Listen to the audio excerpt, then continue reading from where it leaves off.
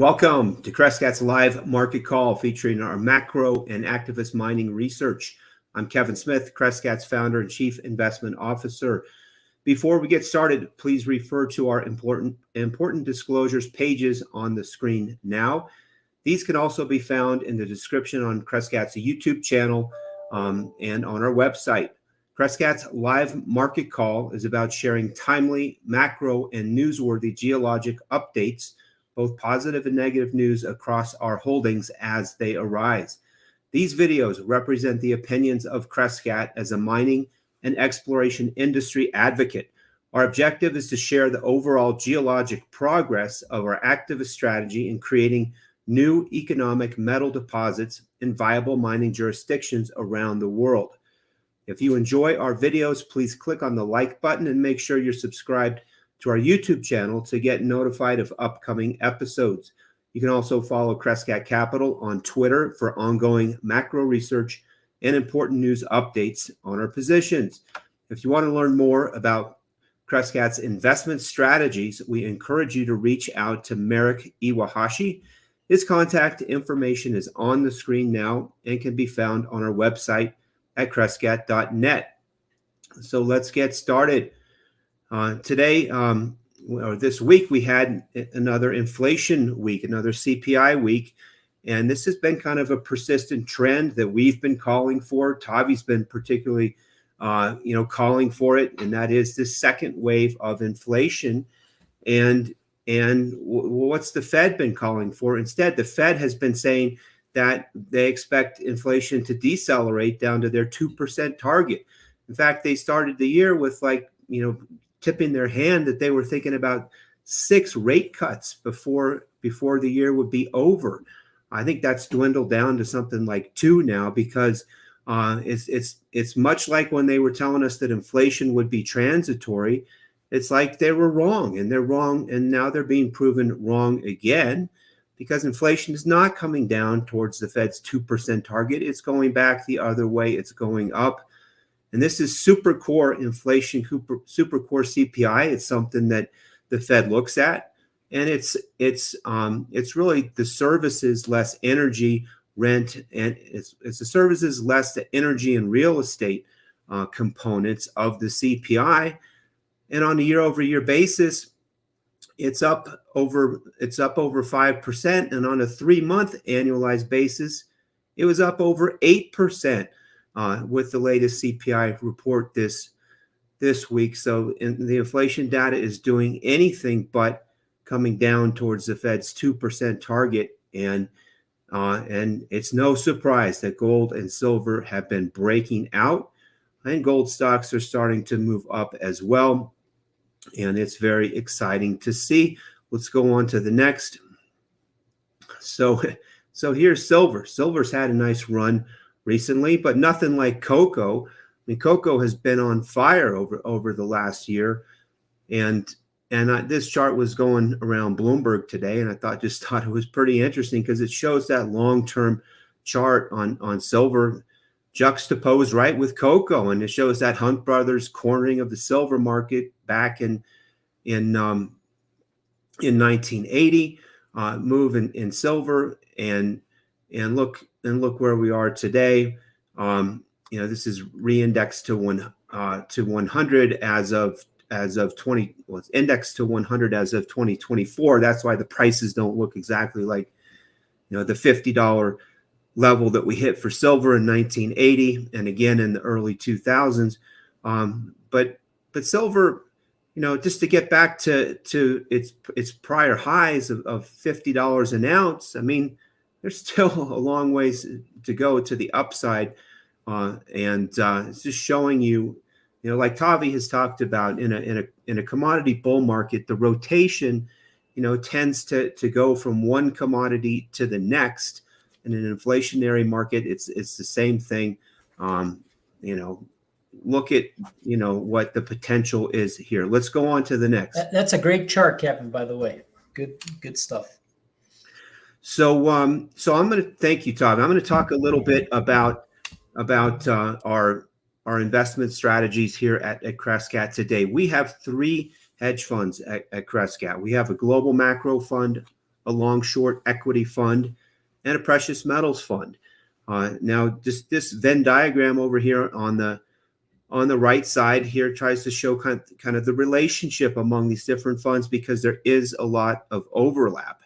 And really at the center of all that overlap is what today is our long resource equity positions. So our precious metals fund is an activist metals fund. We have two buckets in there, really, our gold bucket and our electrification metals bucket that includes silver, copper, nickel, and other base metals. And it's an activist strategy. I'm not going to go too in depth into it right now. Let's just talk about the big picture at Crescat. And then we have the long short fund, which is our long short equity fund.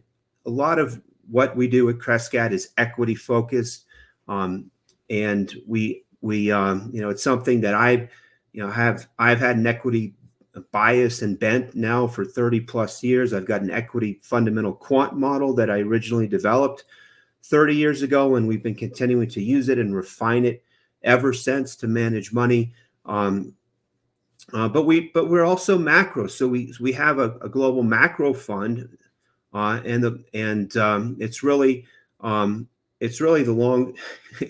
encompasses the long short equity fund. Plus, it has the other macro exposures in other securities besides equities, like fixed income securities and commodity futures that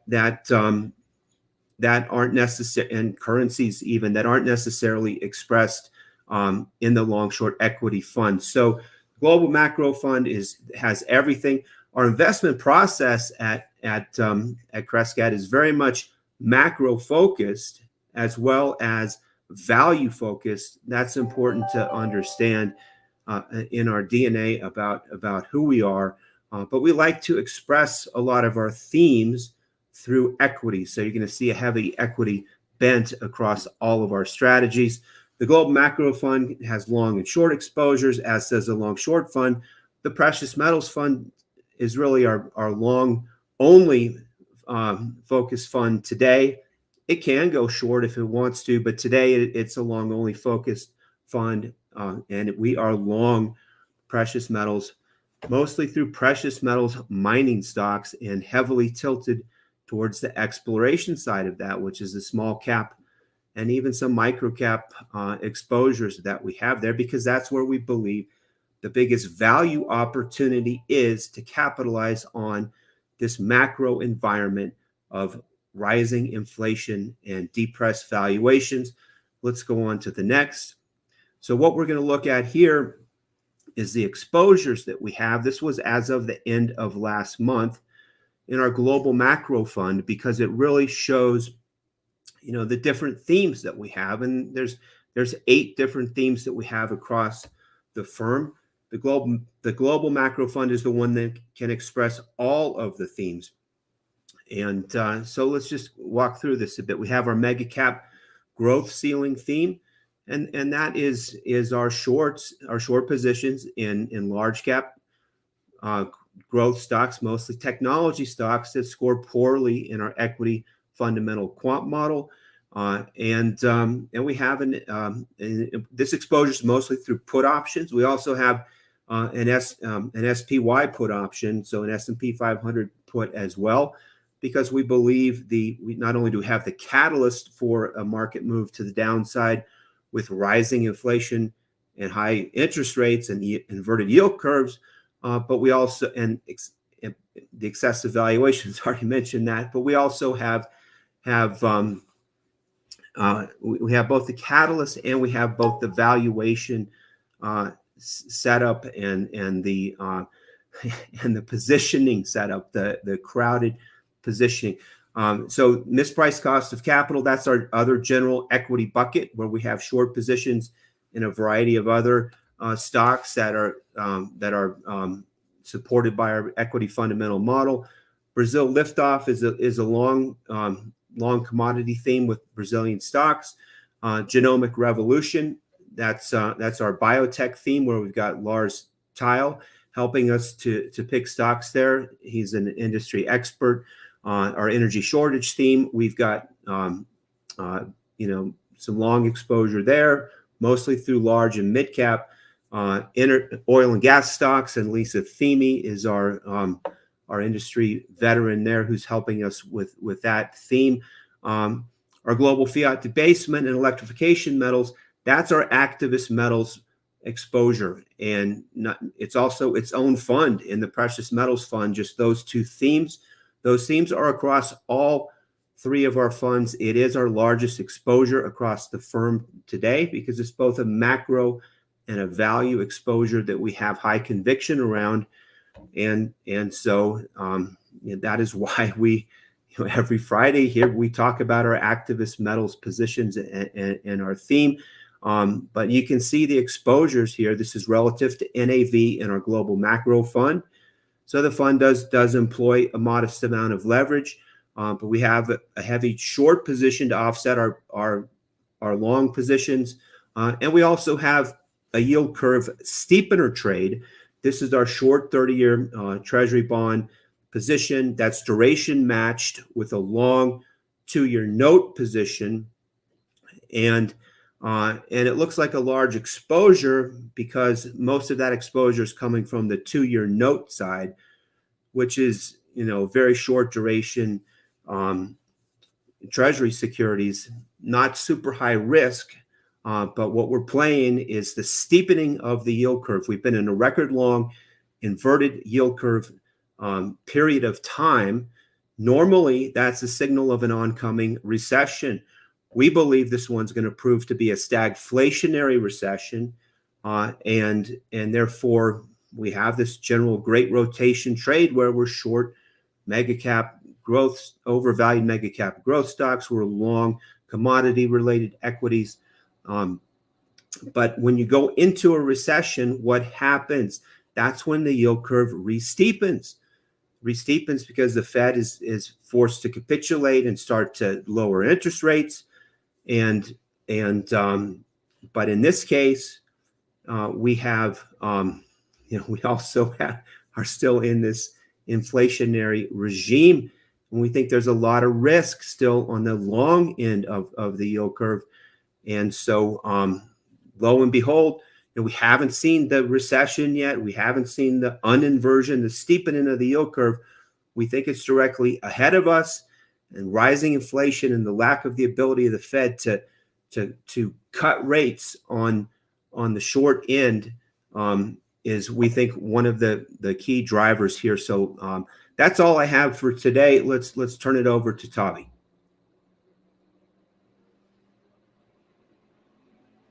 There we go. Found it.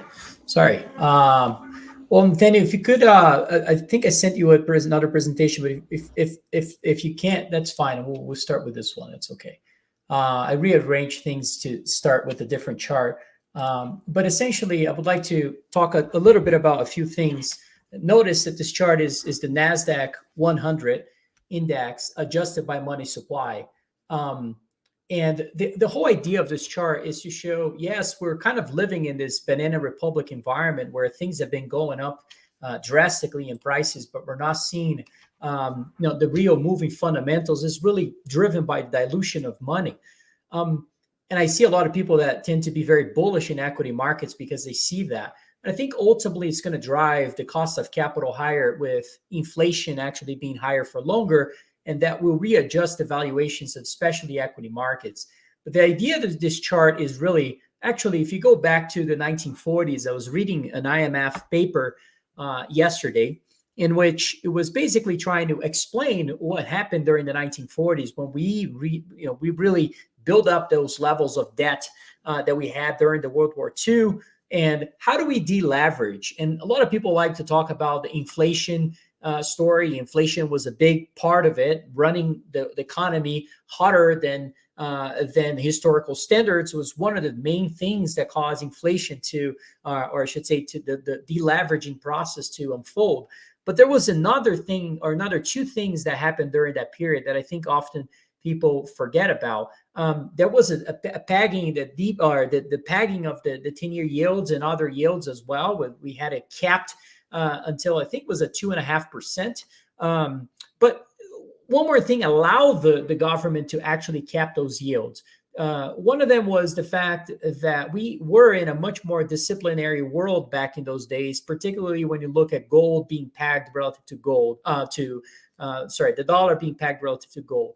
But the second important thing, which this paper was all about, it was really explaining how the government was running a primary budget surplus during that decade, in which helped the government to really, I'm referring to the post-World War II era, which really helped the government to reduce the amount of leverage over time. A primary budget is just looking at the actual spending by the government that excludes interest payments, if you're not aware of. And so today, given the environment we're in, I mean, we're not in a post-war era. I think we're at the beginning of a deglobalized environment. And it's not the very beginning. I think the beginning was in 2016, 2017, arguably, with the US-China tensions that used to be mostly actually Trump's idea, that kind of translating to becoming something very bipartisan. And now it's got really, I would say, escalated into Russia and in Ukraine. You've got what's happening in the Middle East and even Guyana and Venezuela and so forth. There's so many different geopolitical risk actually being, I would say, really spreading across the globe.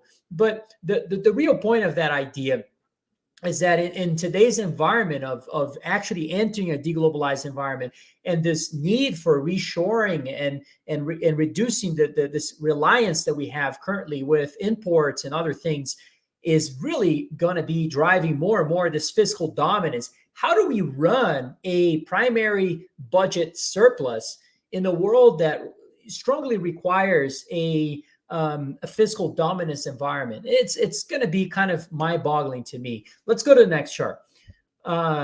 This chart is also really interesting. It's basically looking at this new regime that I think I've actually I don't get a lot of questions. I'm not saying I get a lot of people asking me stuff, but I did have a few people ask me a question that I think it's really important.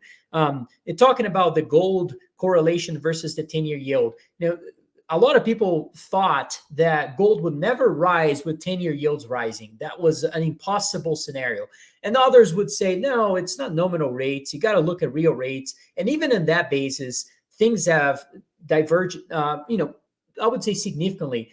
And the real question is, are we in the same macro regime we're in back in 2-3 decades ago? Are we entering something different? This chart is another example of that. It's basically showing you that U.S. equity markets volatility is today highly linked to inflation expectations. If you look at and I'm measuring this by looking at the 10-year break-even rate, and you can see that the rolling correlation over the last year, and I'm looking at the weekly changes of that measurement, you can see that we're at the highest level we've ever been in terms of equity volatility inflation expectation. And what does that mean? That means that if inflation expectations begin to increase for many reasons that Kevin was referring to, in which we're going to touch here in this presentation as well, most likely that's going to drive the volatility for equity markets. Most likely that's going to drive the prior chart, that is NASDAQ 100 relative to M2 money supply, to probably also decline over time too.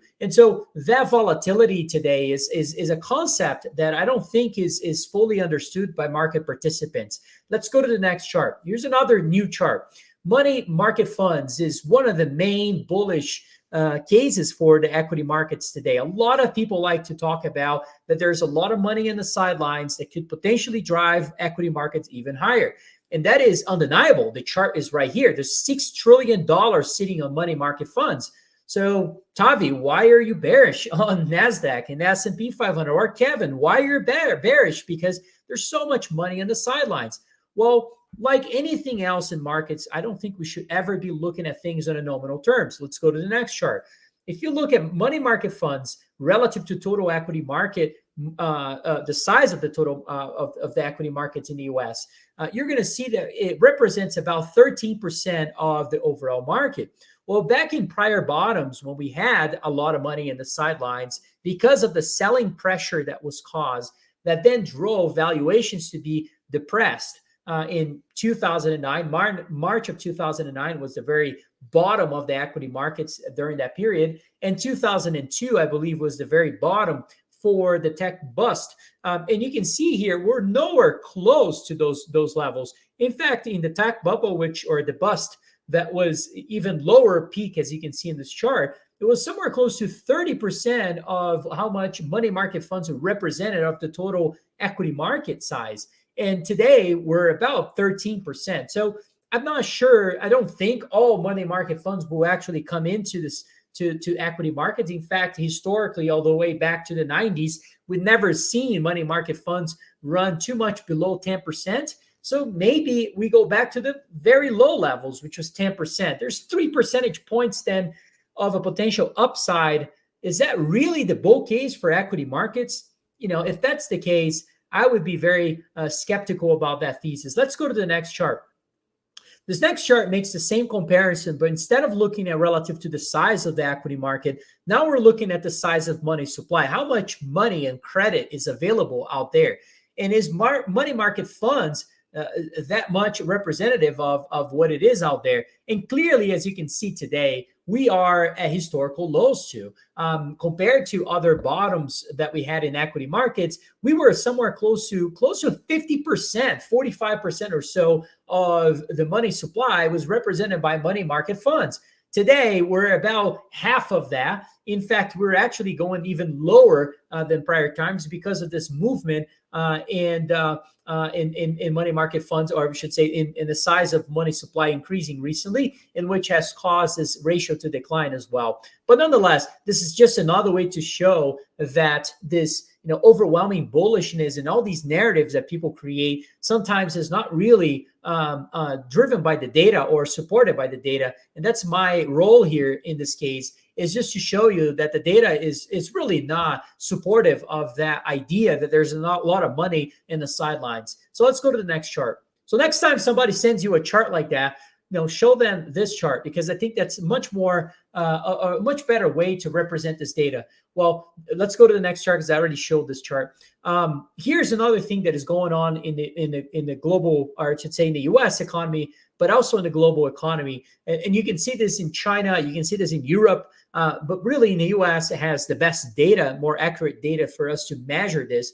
It's basically looking at commercial loans, commercial and industrial loans in the U.S. banks. And today, U.S. banks some of the U.S. banks put out results, and we're seeing some of the negative volatility in those names. But more importantly, we know that the banks are not lending money like they used to. And you can see this by this measurement. We've been going sideways. There hasn't been much of a lending growth in commercial and industrial loans. And this is not a very bullish sign. As you can see here, back in 2017 or so, we went through that period as well, a very extended period of no lending growth that actually led to what happened in 2018, the Volmageddon, a very turbulent year for equity markets. The economy had a lot of issues too.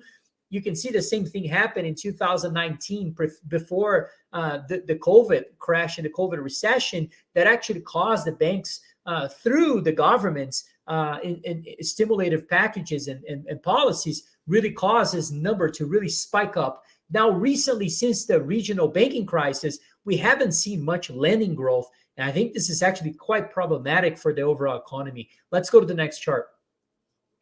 And so now we're looking at small caps, just another ratio. We looked at NASDAQ relative to money supply. Here's just another way to see the same level of frothiness in markets overall. Small caps relative to NASDAQ. I mean, at Crescat, we believe there's a lot of value in small caps, particularly metals and mining names, in which we tend to focus a lot more. But certainly, if you looked at from this perspective, we are seeing this I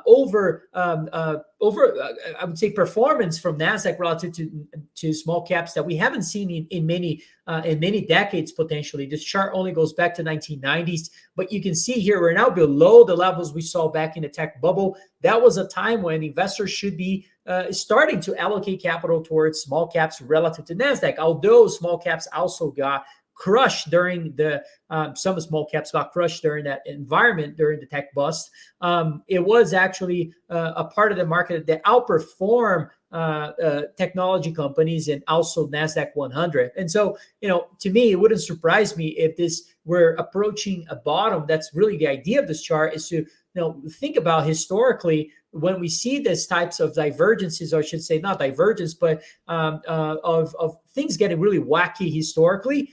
Usually we're near a big shift in allocations, and wouldn't surprise me if people start to actually emphasize small caps as a bigger part of their portfolios relative to things like NASDAQ, which have been, sucking most of the liquidity of equity markets and other parts of the asset classes. Let's go to the next chart. And so, next chart again. Actually, go back. This is actually just looking at NASDAQ, another ratio versus commodities. I had this chart in the prior presentation. I thought I should have it again in this one. And you can see here the opportunity to me, and the reason why the opportunity is really pronounced in hard assets is on commodities, is on hard assets. Real assets are really the things that are really cheap today relative to money supply, once again, relative to NASDAQ, relative to their own valuations throughout history. Kevin showed a chart of silver and cocoa, and that's such an important a chart, because we know that the structural problems in the commodity industries have not been fixed, meaning we're not seeing a flood of capital coming to the space that is causing the miners and other agricultural commodity companies really enjoy and appreciate that level of capital inflows to really redeploy that capital into new supply.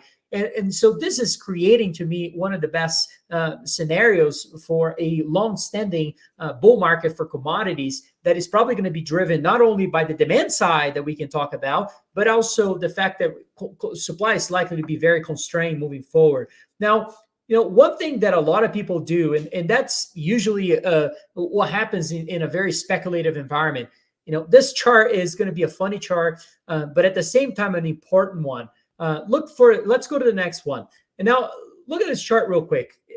If something looks like a duck and walks like a duck and quacks like a duck, then it might be a duck. And this is a funny chart looking at NASDAQ 3 times leverage ETF versus Bitcoin. Now, I have nothing against Bitcoin personally. Now, I do think that calling it a digital gold, a version of a hard asset like gold, I think that's not the right analogy at all, or comparison, I should say. I think that there are better comparisons. Maybe this is the NASDAQ 3 times leverage idea. Let's call it by the more proper name rather than digital gold. Digital gold is something that I think it's kind of misleading, number one. And number two, I also don't think that this idea that gold has been making new highs is really overvalued at all. I've been, I was in an interview the other day, and this guy was asking me, he really wanted to know, is gold ahead of itself today?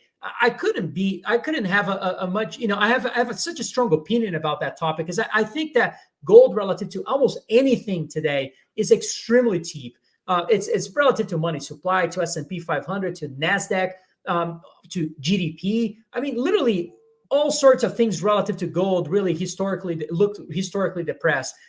Bitcoin is certainly not at the same level that I know of. And maybe this banana republic environment is very positive for Bitcoin. We'll continue to see Bitcoin moving higher, and NASDAQ continues to see multiples that are. But I do think gravity ultimately works at some point. And if those things are linked, especially on days like today, pay attention to days like today, in which we're seeing a big decline in equity markets driven by technology, mega cap companies. Bitcoin is also down, along with NASDAQ 3 times the leverage ETF in the NASDAQ. The actual normal NASDAQ 100 index is also down close to 2%. So again, this is nothing against Bitcoin, but I do think that there's a lot of misleading ways that people are using to describe what Bitcoin really is. And to me, it's just speculation times 3. Let's go to the next chart.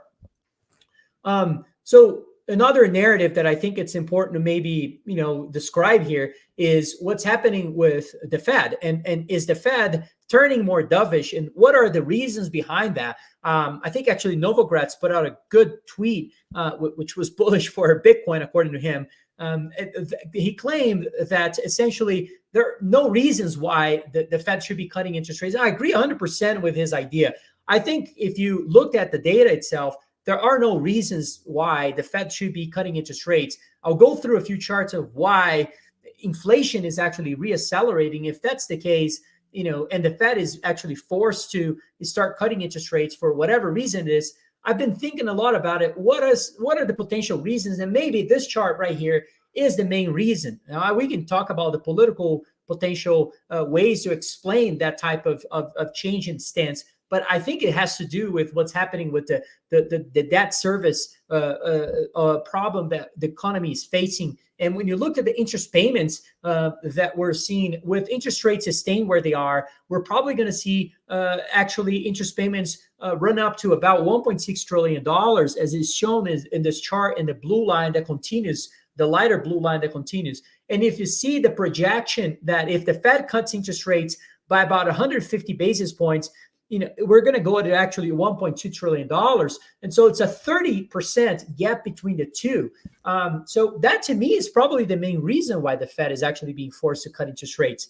I think it's highly possible that by cutting interest rates is probably the only way to continue to survive in this environment. I don't think the government is going to be able to run a primary budget surplus anytime soon, given what's happening with the fiscal dominance and the reshoring and the green revolution and all sorts of, and even defense spending that hasn't even started to really come in like we saw back in the 40s and 70s and 60s. And so as we see those things really play a role into the government spending, this is going to become very problematic to run a potential surplus in the primary budget. And so potentially what we may see is actually the Fed having to lower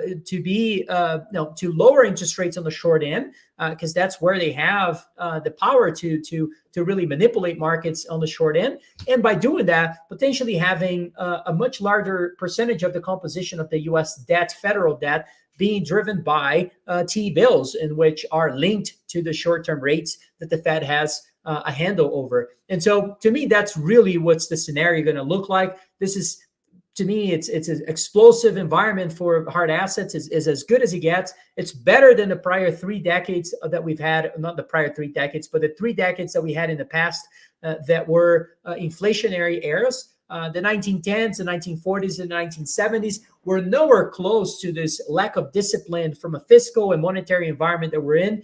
And to me, this is going to drive even further this commodity markets and other real assets. And by the way, that's not to mention what's been happening, in the micro side of that I mentioned before as well, of the chronic underinvestments in commodities that is likely to also keep the supply very constrained, and also the demand surging from this, what I'm proposing here with suggesting that it's going to be a very inflationary environment for the long term. Let's go to the next chart.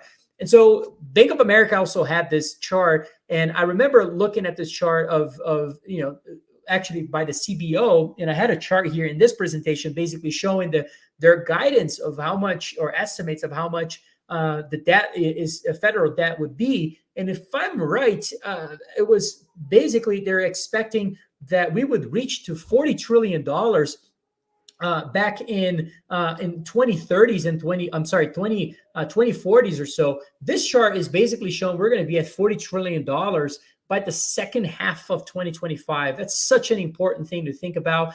As I presented in the prior live presentation on Friday, I think that the main reason why 10-year yields are going up is really supply driven. If it was inflation driven, you would see break-evens a lot higher.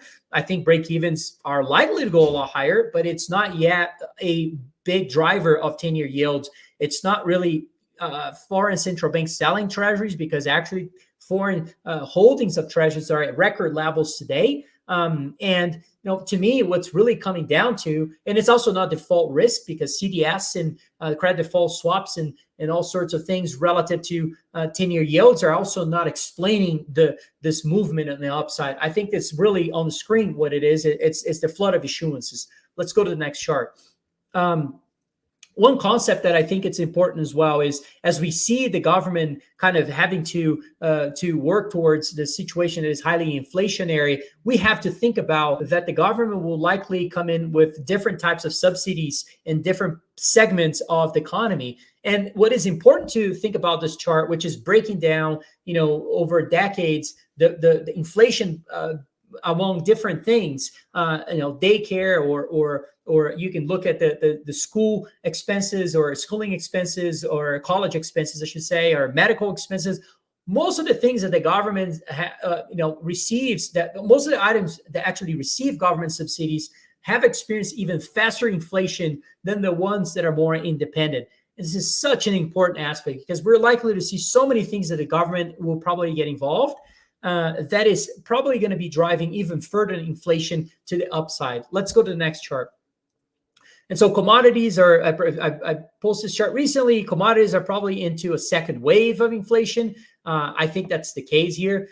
We've had a first wave back in 2021, and then that peaked back when Russia invaded in Ukraine. And now we're experiencing a second wave. A lot of people are thinking this is unique. And I actually think Kevin had a very good point the other day in one of our calls, internal calls. He said this is very similar to back in 2021, not from a wave perspective, but how the Fed is behaving, and calling this, again, maybe this is, again, transitory. And it's, in our view, it's certainly not. I mean, it's structural.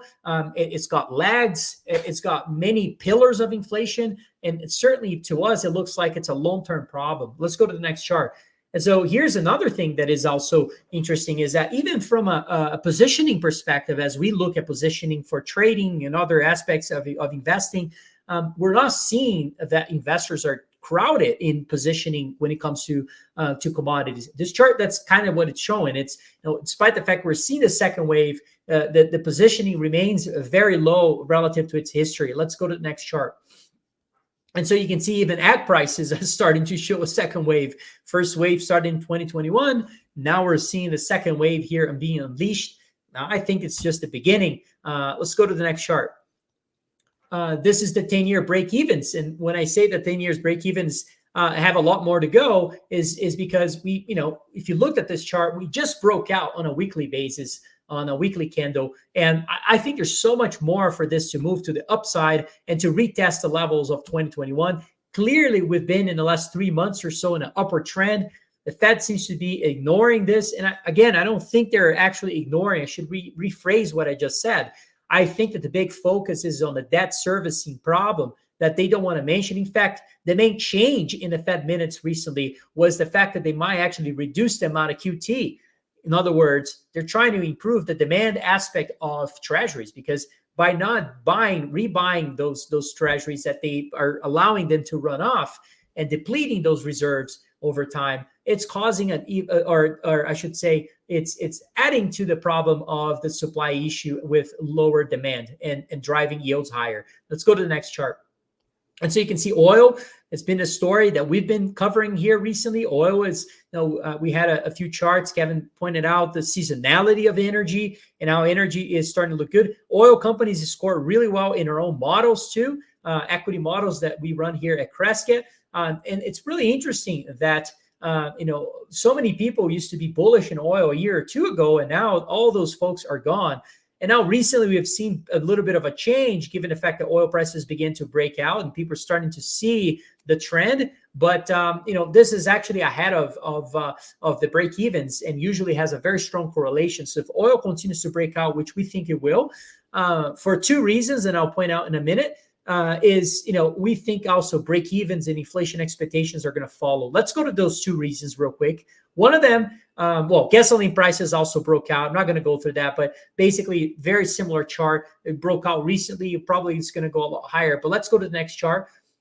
You can see here, one of the reasons is inventory shortages are yet to drive the prices of oil a lot higher. And so you're looking at two lines in this case. You're looking at the inverted inventories of oil in the US, and the white line is just the WTI prices. And so you can see clearly that there's a correlation between the two, where when inventories run low, you tend to see oil prices go higher. And now recently there is a big gap between the two. in which is driven by many things, one of them being SPRs and other things such as just drawing the inventories over the last months or so. But certainly there's a gap in which we think it's a bullish gap for the white line to catch up with the red line. As we see that happening, it could be driving oil prices back to the levels that we saw during the Russian invasion period at $130 a barrel or so. Let's go to the next chart.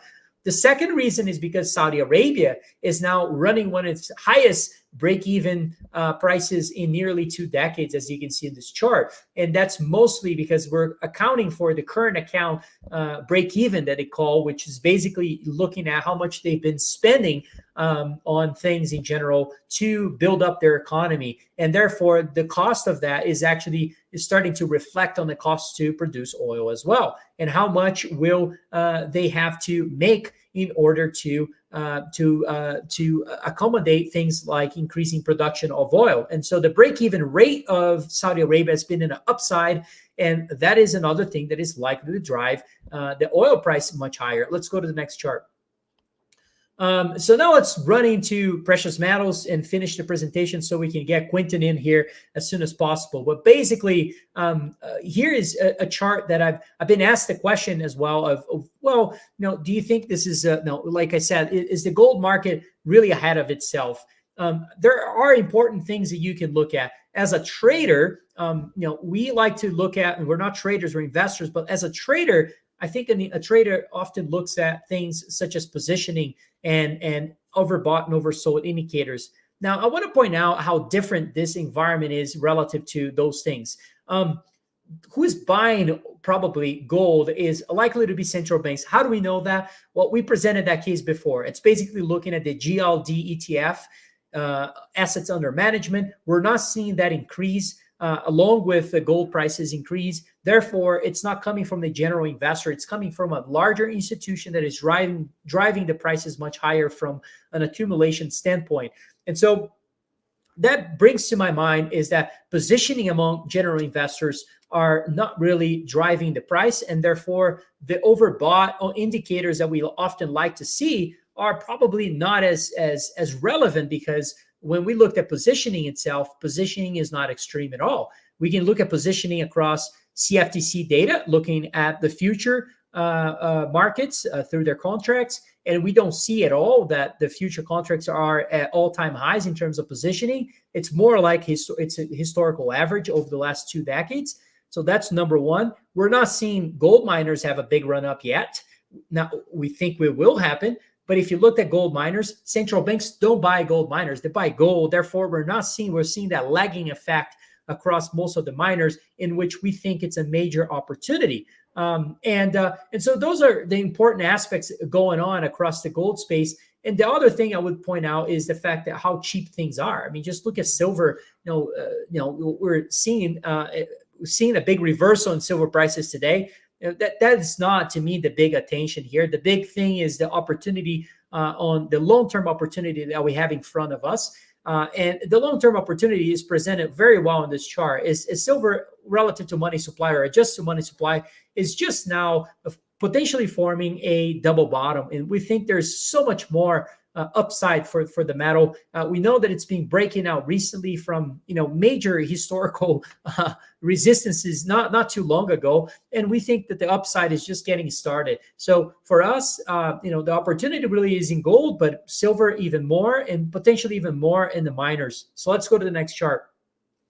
So you can see here that gold prices have been rising, but when you look at the GDX ETF, how much assets under management it has in the blue line, it's historically, if gold prices keep going higher, and if this is indeed the beginning of a bull market for gold, I think that the blue line is going to be one of the best ways to play this, and that's really where you have to see that influx of capital from general investors into the mining industry, as they start realizing that the economics of those miners have drastically changed with the fact that metal prices are much higher. And that's that doesn't happen on one day. It's a process. People are still understanding this is one of the most hated industries. I think this is the most hated industry in the world today. And if that's really the case, there's so much room for a change of views from investors. And as we see that happening, it should drive the blue line much higher. Let's go to the next chart.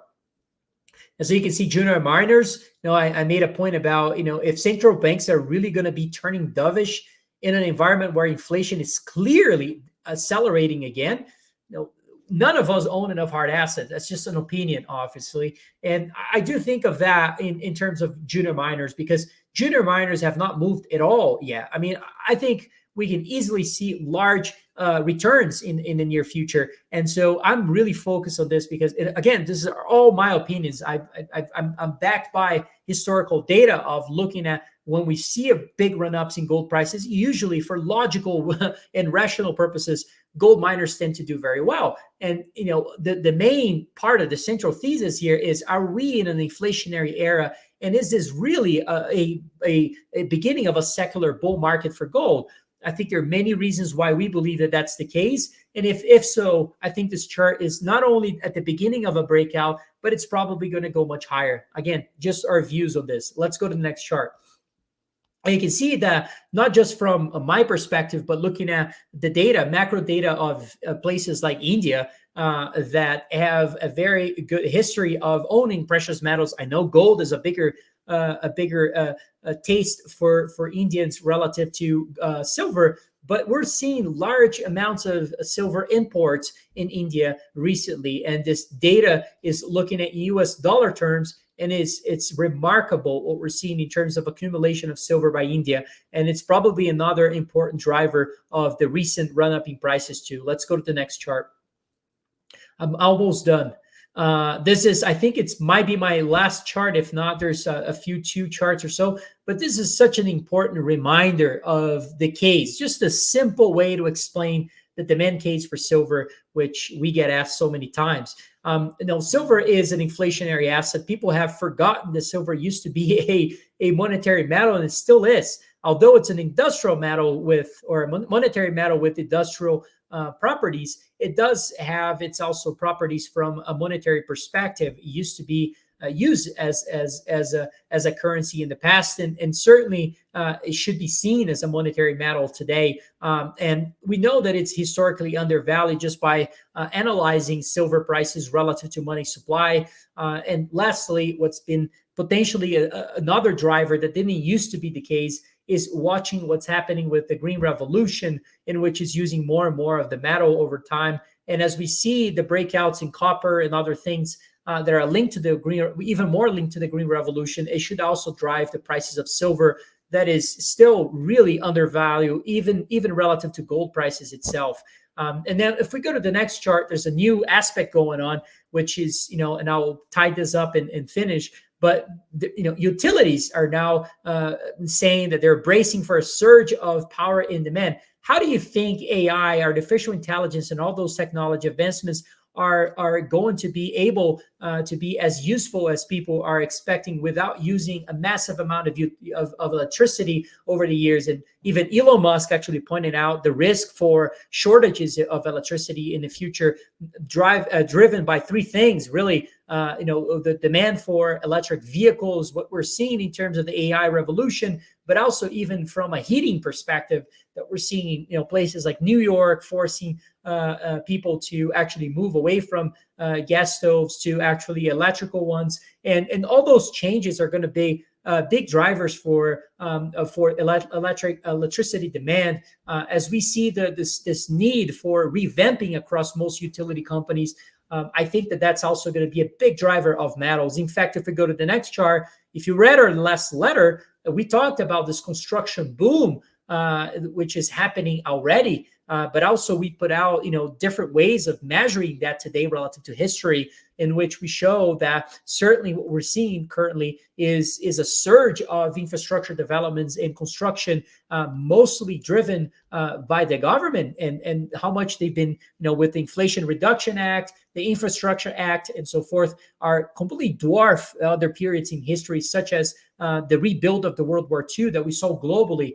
Even inflation numbers in US dollar terms of today, the numbers we're seeing are really astonishing. And And the white line here is just showing the CapEx trend that we know that is historically depressed.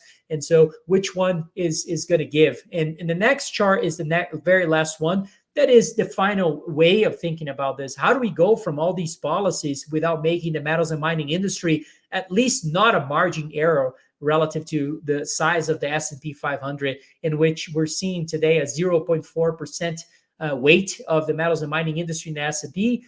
Even if you go back in prior decades, we're just going back to the early 2000s in this chart. But if you go back to prior decades, we used to be double digits in terms of the weight of the metals and mining industry. And I really think we're going to go back to that.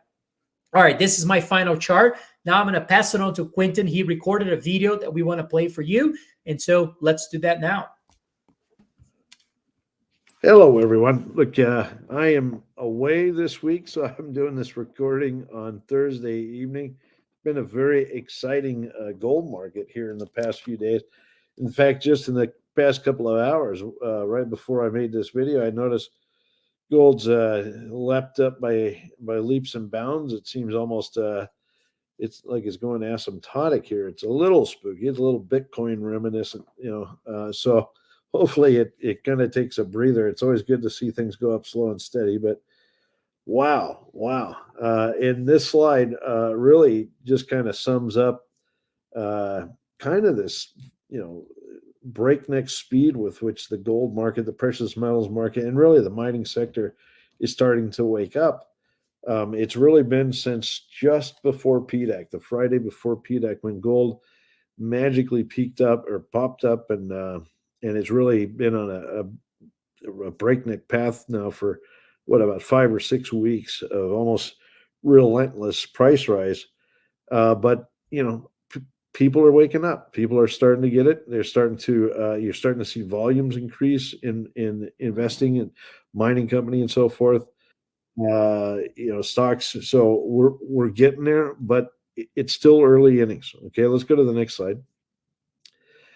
One of the most interesting articles I think I've read in the Wall Street Journal probably in the past 10 years. It came out this past week, and it talked about this phenomena we're seeing of Costco shoppers putting money towards buying gold bars. And lo and behold, in this article, they make it very clear that young people are driving this phenomena. A lot of this buying of gold bars is actually driven by younger people who see the need to hedge value through acquisition of tangible gold. And I find this phenomena just absolutely riveting. I mean, a lot of people have been quite critical of millennials for various reasons, which probably mostly are completely unfounded. But I look at this and I think, wow, I mean, these guys have it together. Look at the quote at the bottom of this article here, down towards the bottom there in red. You can see, I want to own something physical that I can hold. Amen. I'm protecting against a situation where there is hyperinflation. What a refreshing view from a young person. To hear those kind of words from young people is actually, in my book, very refreshing. It tells me they've given a lot of thought to the current situation out there and the need to protect themselves. And that is an underlying thesis we've had here at Crescat. That's why we kind of invest the way we do. But it's now seeming to spill over. I mean, this phenomenon could actually replace some of the more recent investment trends that we've seen around, say, Bitcoin and other non-fungible tokens and whatnot. I think like it says, I want something physical that I can hold. Yes, you want things that can hurt when they fall on your foot, right? So here we can see the gold chart, US dollars. It is 23.73 just an hour or so ago.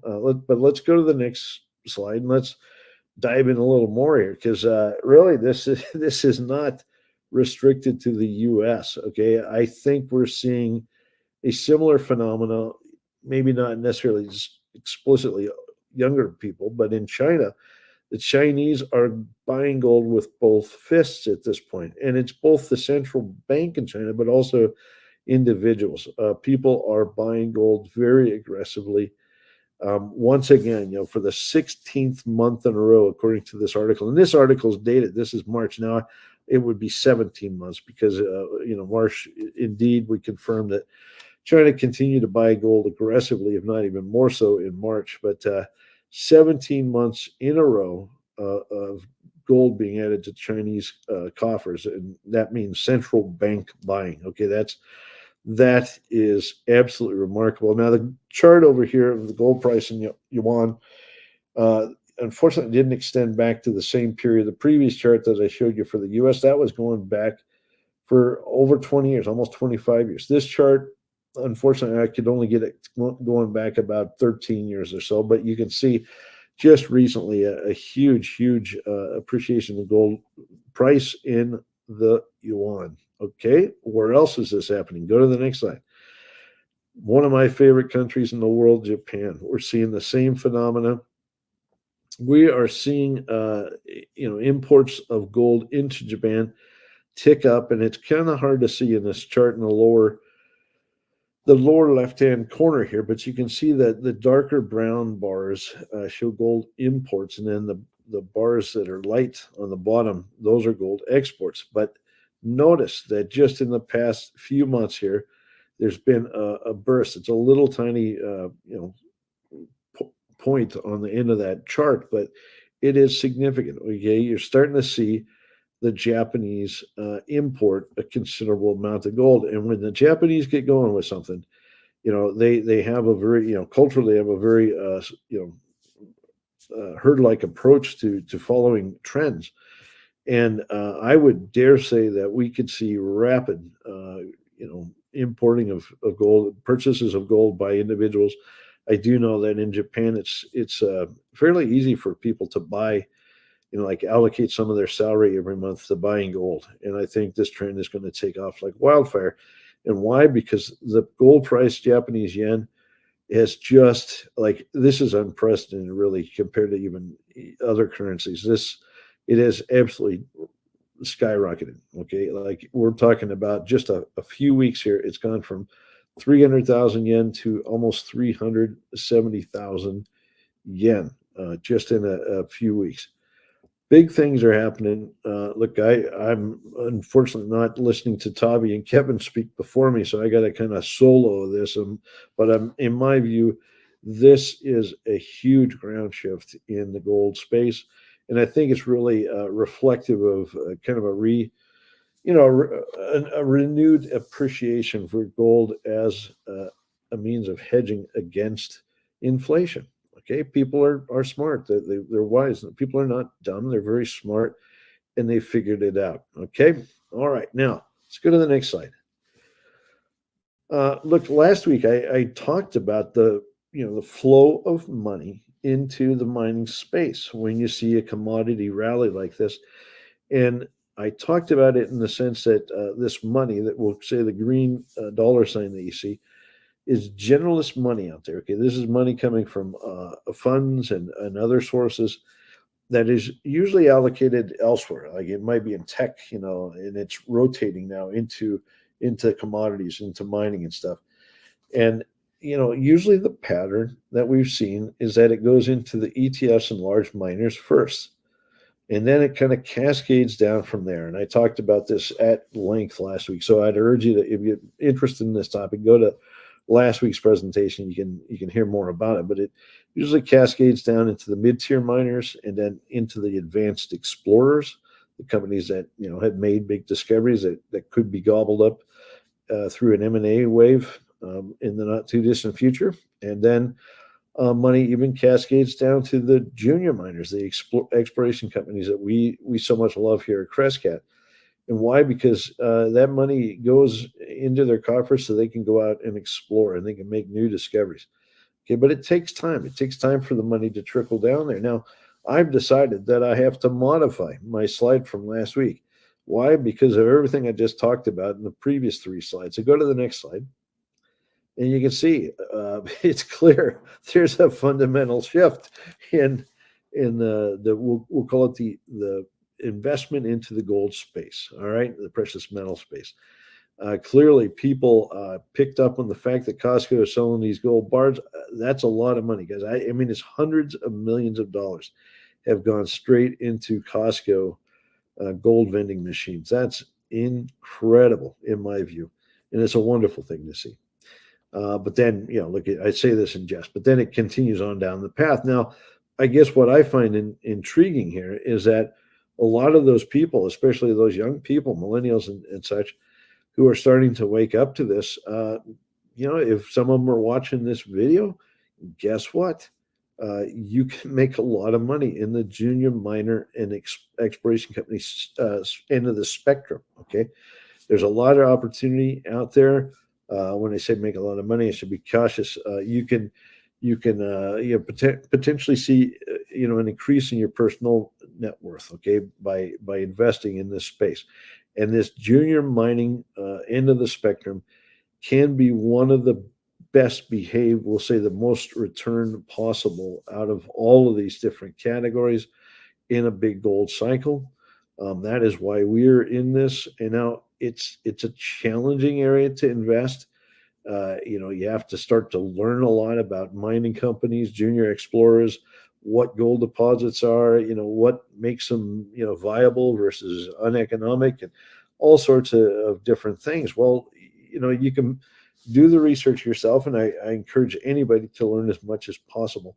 But then there's also alternatives like looking at Crescat. We do the hard work, and we research companies that we think are onto major discoveries, ones that can increase their value, increase the basically by making discovery can unlock a lot of value. It's like a big treasure hunt in some ways, yes, but we like to find these junior miners that are we'll say at the front end of the Lassonde curve, where they can see multiples of return in theory if they make discovery. Okay, so let's go to the next slide. Look, I've shown this slide many times. It is my view of the gold space. It shows basically the gold price over the past 23 years. And what I've done here is I've highlighted times when we seem to be in a gold bull. And it's defined by periods when the MACD, which is shown in the histogram down towards the bottom, is green. It's positive. Okay. And we can see there's multiple stages here. There's basically 6 stages that have come and gone, and now we're in a 7th stage over this past 23-year period.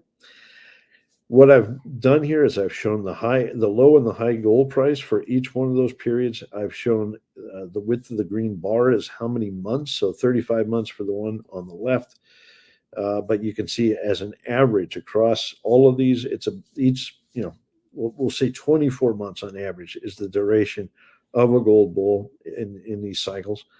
And then what we see is in the box with the green line around it is the multiples of increase in gold price during that period. Okay, so on average, we see about a 1.68x increase in gold price from the low to the high.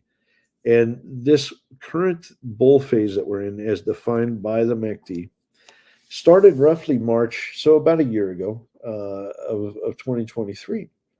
And at that time, gold was just at $1,800, a little over $1,800 an ounce. If you use that average multiple, that 1.68x, that would mean we could conceivably land at about $3,026 in the not too distant future, perhaps within the next year or so. This is just looking at the odds. I would say that's a reasonable picture of what's going to unfold here. Now, it might be a longer phase, don't know. Might be cut a bit shorter, don't know. But these are just your averages, and it's one way of looking at things. And I would say, based on this, we could have another, say, a year, perhaps even more, of good gold bull time in which money comes into the space.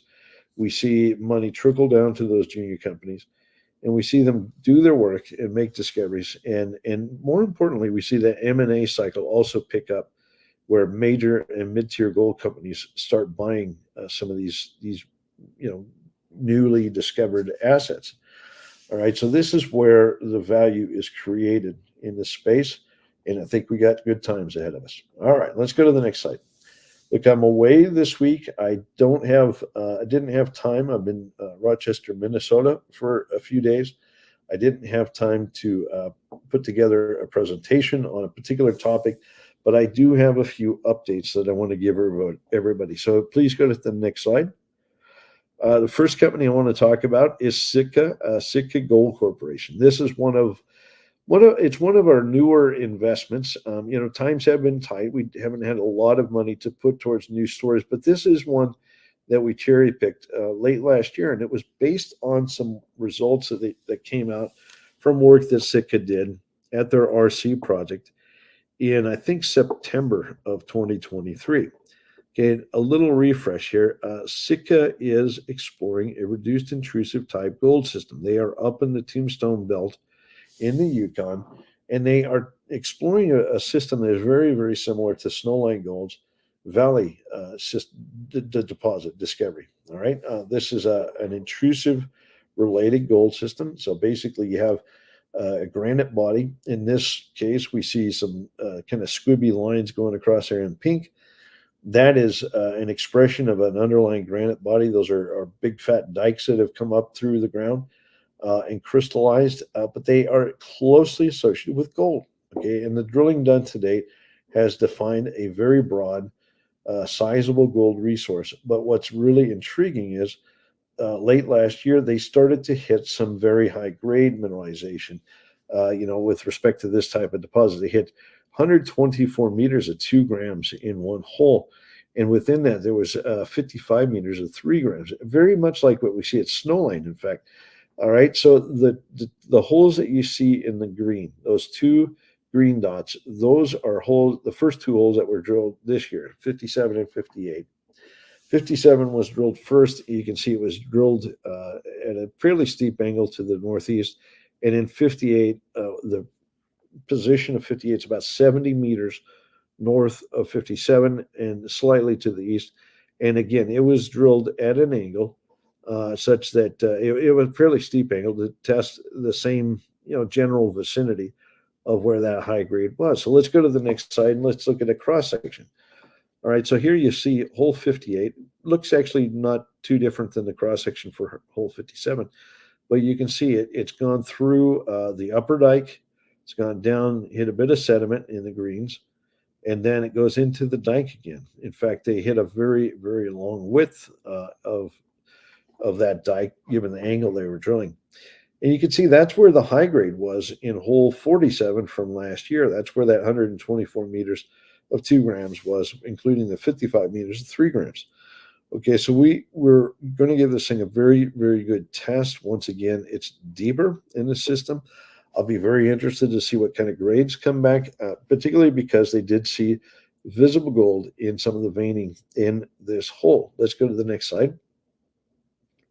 And here you can see some of the core from that zone. This is within the dike structure itself. So you can see in the core kind of a white and black speckled rock. That is that granite intrusion. One of the theories that I have is that the coarse white blobs that you see in that intrusive rock are an indication that we're at the top of a granite mass. Okay, those things are called phenocrysts. They're basically crystals that were forming when the magma was molten, and they tend to float up towards the top. So when you see what we call a crowded porphyry, where all of those little crystals are collecting, I get pretty excited. That tells me we're probably at the top of a magma chamber, and that means that we have a lot of runway, a lot of room below us, where there could be a very sizable system. In fact, maybe all we've seen to date is the smoke above something much, much bigger.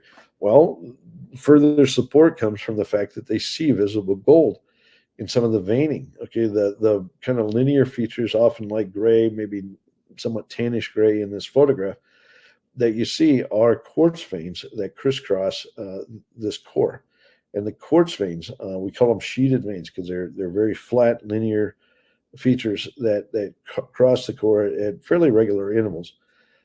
A lot of those quartz veins have wee bits of gold. You can see in the photograph down here in the lower right-hand side a bit of gold. That's a very small particle, but That's very typical of this style of gold. We've seen this same style at Snowline. We've seen it at other deposits, Banyan, Fort Knox. All of these deposits have gold of this type. And very commonly, we see the gold intergrown with a sulfide phase. In this case, that little grayish blob that's kind of to the right of the gold particles.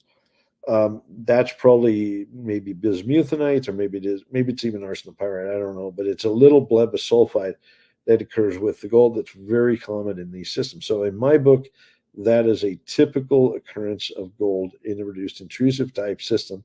This has got, it ticks all the boxes for me. And this has got all the hallmarks of a big reduced intrusive type system. And I think as they explore this thing, especially at depth, I think they're going to see more and more mineralization.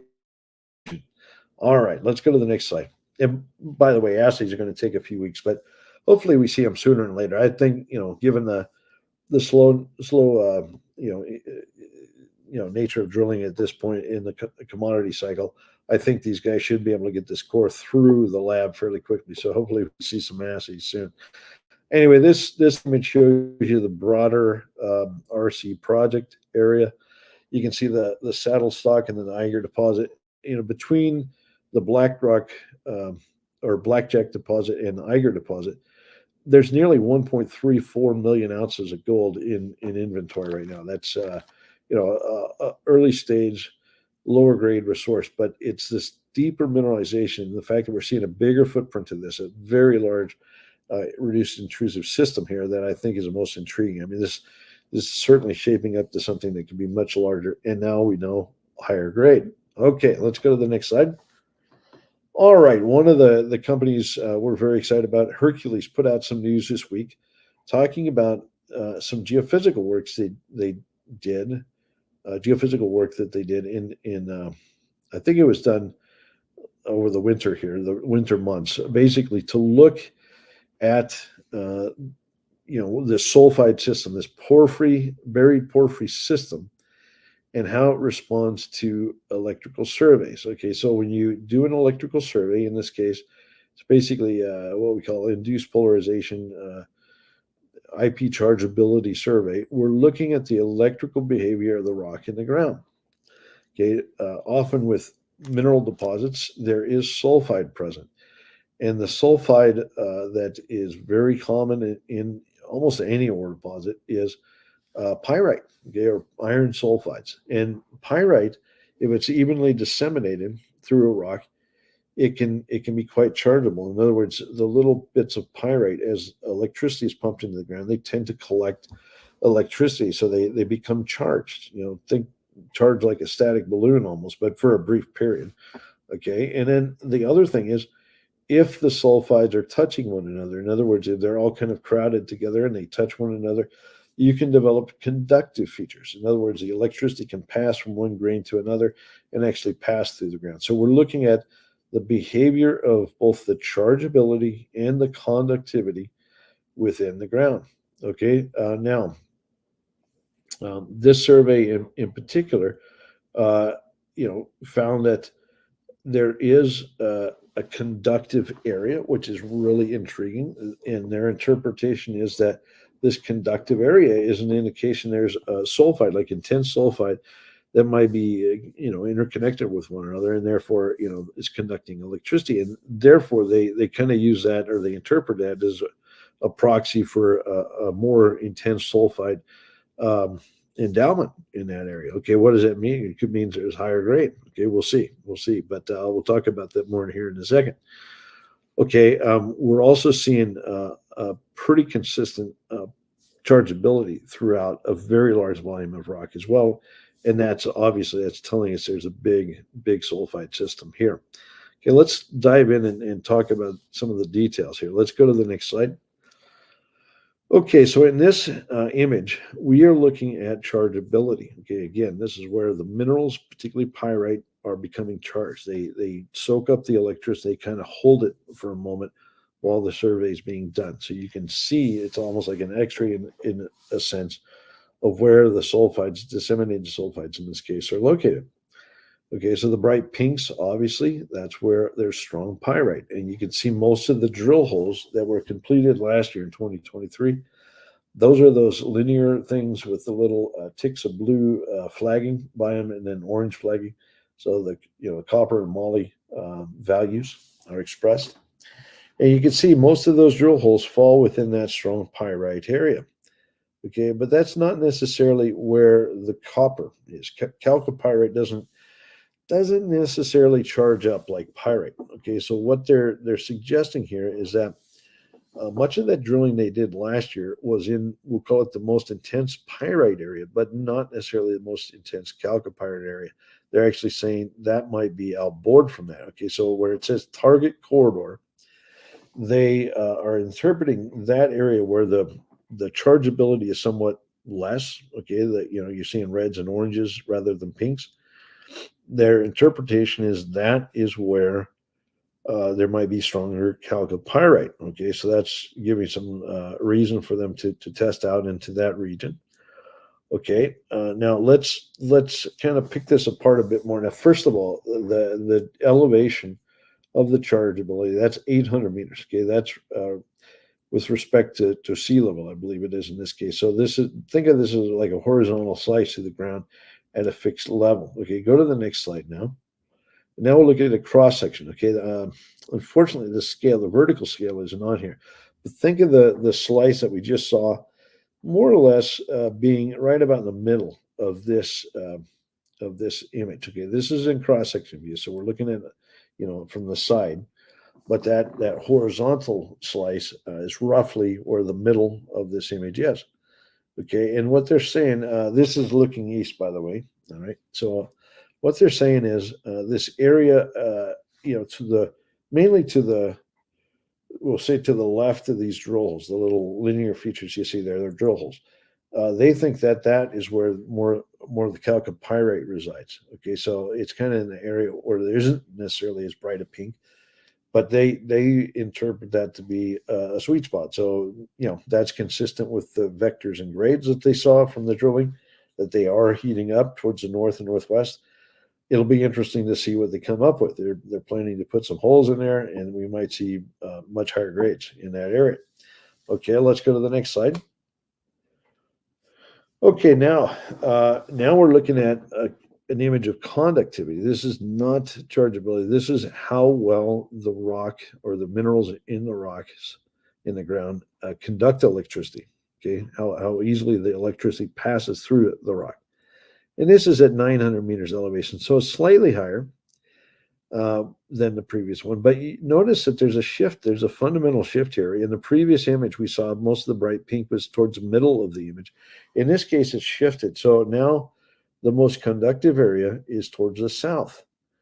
Okay, and this is the view here is that the reason this is more conductive is that there's a higher endowment of sulfides that makes it the electricity easier to pass through the rock in this area. Does that necessarily translate to mineral endowment?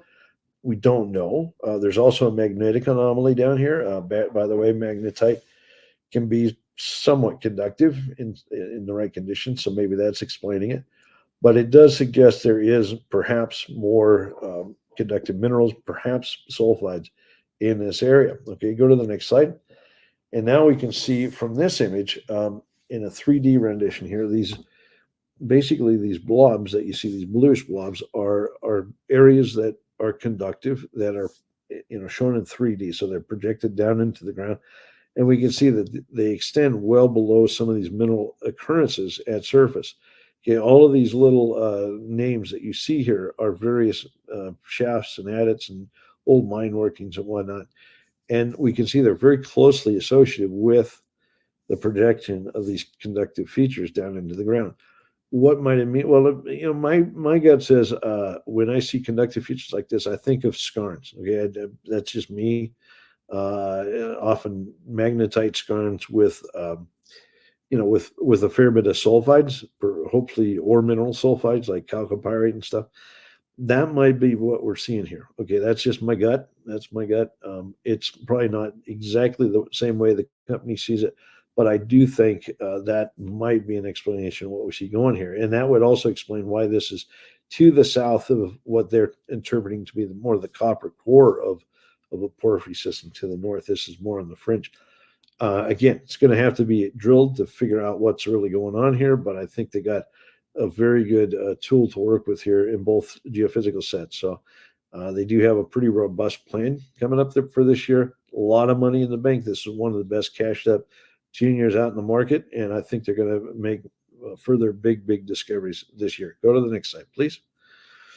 All right. This week, Newfound announced some results from actually towards the north end of their mineral system here along this Appleton Fault corridor. And notice, this box where figure 2 is, where I point with the green arrow, the results in this news release are way up there in kind of that area that almost looks like it's getting, broken by a nutcracker. You've got the Appleton Fault corridor, but you have a second fault, and we're going to talk more about that. And in this area where you're seeing these veins, this intense veining with this very high grade mineralization, is right there in that area where they start to connect. Go to the next slide, please.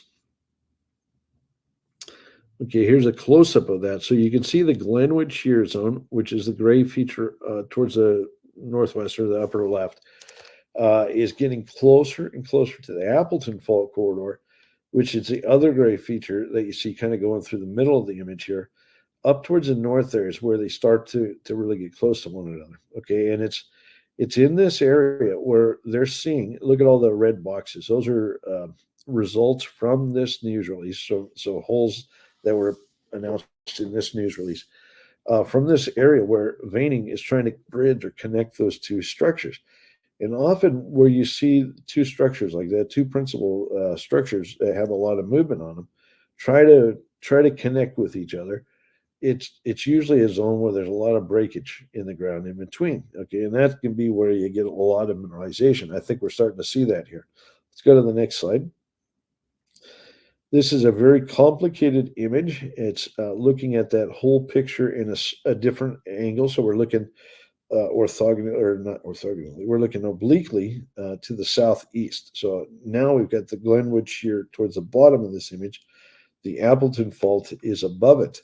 All right, but you can see all of these modeled structures, the reds and purples and whatnot, and orange you see here.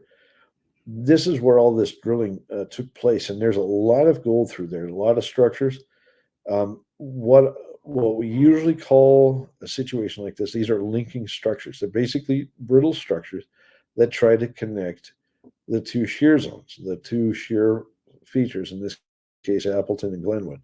Okay, and these can be places where you get a lot of gold. Okay, and one of the things I'd point out is much of this drilling is relatively shallow. Okay, they're seeing this mineralization at shallow depths, but given the data that we saw in the seismic recently, and knowing the nature of these epizonal gold systems, the mineralization could continue downward, and you can see a whole bunch more structures as they explore deeper and deeper. You can see a lot of drill holes here and there that have one-off hit, little pops of reds and oranges and whatnot all over the place. Guess what? There's going to be a lot more structures found in this area over time. I think this could be one of the more prospective zones of discovery here. All right, so good news out of Newfound. Let's go one more slide and talk about inflection. Okay, I haven't talked about inflection for a while. A little refresh. Inflection Resources is down in New South Wales in Australia, and they've got a super smart team of geologists. They're one of the best exploration teams in the junior exploration industry, and they've managed to pick up a very strategic land holding in this Macquarie Arc. This is basically a trend of rocks in the subsurface that have a very distinct geophysical signature. You can see that on the right-hand image, in this case, magnetics. And this belt of rocks used to be what we call an arc, an island arc or a magmatic arc of some sort, basically where you had a lot of volcanism, a lot of intrusions coming up. And in this environment, you can get porphyry deposits, okay? You can get, in this case, copper gold porphyries. And where these rocks outcrop towards the southern part of this image, you get world-class deposits. We have Cadia, we get North Parks, you get Cowell. I mean, there's some just monster porphyries in this country. But up towards the north, where these guys have staked their ground, that area is covered. There's a veneer of sedimentary rocks that blankets the area, and therefore we can see the geophysical expression of the belt, but we cannot see those rocks at surface. All right, so that means you got to use clever techniques, geophysics mainly, to evaluate the subsurface and come up with your targets and refine your drill programs as time goes on. So you can drill and make discovery. But we're going to talk about this Duck Creek area, and that green arrow points to approximately where Duck Creek is located in the tenement package. Okay, let's go to the next slide. Before I show you the details from their recent work, I'll talk briefly about the target style, what we're trying to find here. Okay, and in this image, you can see a cross-sectional view, a schematic cross-sectional view of a typical porphyry like you would see in the Macquarie Arc. And in this case, you can see they've got that post-mineral sedimentary cover. So there's a blanket, and this brown stuff at the top is basically a blanket of sediment that buries up all the rock underneath. It's not really that thick. I don't know why they show the scale bar down here at 1 kilometer, because the cover is actually only a few tens of meters thick. Okay, so a little bit out of scale, and I might point that out to them. But, that we're talking about maybe 80, 100 meters, a couple hundred meters at most, something like that thick. It's not a kilometer thick, okay? And also the top of the deposit is not 2 or 3 kilometers down. These are easier to access than that. They're probably, 3, 4, 500 meters to get to the top of the target. Okay, but otherwise the schematic's all right. All right, so the feature that you see there, the kind of the red, blob coming up, that is the porphyry mineralization, in this case copper gold. It's a potassic zone of alteration around a porphyry intrusion. A porphyry intrusion, simply a magma that came up and likely expelled the fluids and generated the copper and gold mineralization. All right, but it's got kind of a cylindrical shape to it. It's on the order of a kilometer, maybe a bit more wide, and it can be several kilometers tall. Again, it's not as deep as they show in this image, but we'll forgive them for that. Okay. But it's not easy to find this. Okay. You'd think, gee, that's a big target, a kilometer across. Surely you could hit that with a hole or two. No, on average, it takes probably 20, 25 holes to find the sweet spot in a system like this. And how do they do it? Well, because of the cover and stuff, they got to use some smarts here. And one of the tools they're using is geophysics. Let's go to the next slide. Okay, so in this case, in this news release that came out with this week, they did a survey over this Duck Creek area, and the area of the survey is shown in that shaded gray box on the left-hand side there. Basically, it's an area where the magnetics, which is the left image, shows a very distinct pattern of arcuate little blobs, we'll call it, anomalies. But more importantly, now they've got this survey that basically we'll call it a seismic survey, what we call a passive seismic survey. It's a fancy word, tomography survey, but it's really just a seismic survey to look at the speed at which waves can pass through, seismic waves can pass through the rock in the subsurface. And this is one of the first times I've seen this used in a very, a targeting mode. Okay, so they're actually using, passive seismic noise, like waves traveling through the ground, to look at the speed at which they pass through the rocks in the ground, in the subsurface below the sediment.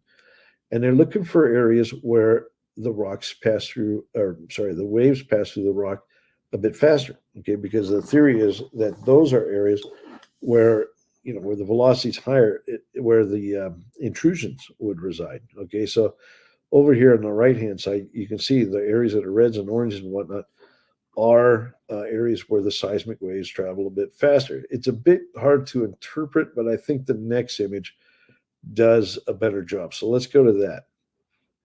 Here you can see basically a horizontal slice. And again, it's only 400 meters RL. Okay, so I don't know why we.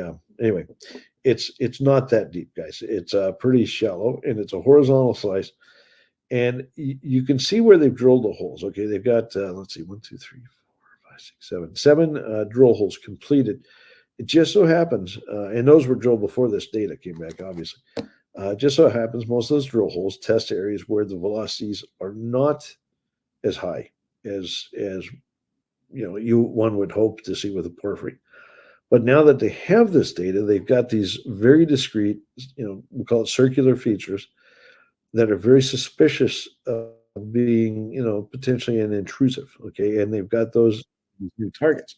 So each one of those yellow stars, each one of those gold stars, is a target they plan to test. And I think this is a really cool technique to hopefully hone in on the, a porphyry price in this area. Again, you can see the scale bar over here, kilometers. Each one of those things is on the order of a half kilometer, maybe up to a kilometer across, and gives us a reasonable target to test. Why they don't have some of the other, high speed, high velocity areas chosen, I don't know. I don't know. I'm probably going to talk to the company here in the not too distant future. But right now, I can see what they're trying to accomplish, and they do seem to have some very discrete circular features that are perhaps intrusives that they can now drill test. All right, good science, good team. They're very smart. They're also in bed with Anglo Gold. Anglo is spending most of the money on this project, so the company doesn't have to dilute itself in what has otherwise been a very, very soft market. All right, so I think, again, smart team, smart move to have Anglo Gold spend the money here in an earn-in structure. And I would urge you to look at their history of that deal with Anglo Gold to learn more about inflection. All right, so that's it from my end. Hopefully everybody has a good weekend. Gold is looking very strong, very interesting times coming. And I think we're going to see a long time ahead of us that we're going to have some fun in this exploration space. All right, thank you. All right, that's Quentin there. He was recorded because he's traveling, and so that was from yesterday. Of course, gold exploded this morning. It was trading above 2,400. Gold stocks were going up, and we've had a little bit of pullback here. So typical, right? We've had a big move up, like Tavi was tweeting recently. We can have pullbacks. It's to be expected, but the breakout, the new trend, the bull market. I mean, look, this is just like a 1% pullback. It's nothing. Could it pull back a little bit more? Sure. But the opportunity, the macro setup, the valuation, we have rising inflation. We have look at the stock market rolling over a little bit here in terms of the large cap tech stocks today.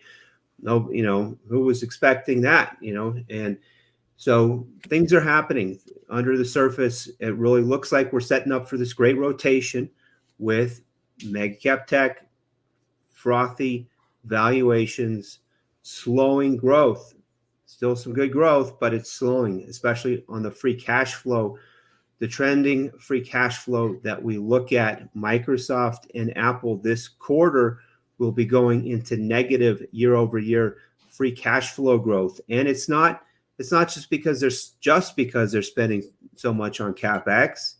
It's also because their cash flow from operations is slowing because their revenue growth is slowing. Their margins are coming under pressure. I know there's a lot of hype and excitement about AI, but look at the underlying free cash flow trends. Look at the valuations. I don't think they're sustainable. If you're interested in learning more about our strategies, please reach out to Merrick. I'll just turn it back to you, Tavi, for final comments. Sounds good. No, that was great. It was great to hear from Quentin as well. Thanks for recording that, and good to hear from Kevin too. And if you guys have any questions, anything you would like to know more about Crescat or about what we our funds are about, I would highly suggest you to talk to Merrick in the screen. We're going to be back next week with another video. And so if you don't subscribe to our channel, please do, so then you can get notified of those upcoming presentations. But thanks again for watching, and we'll be back next week. Take care.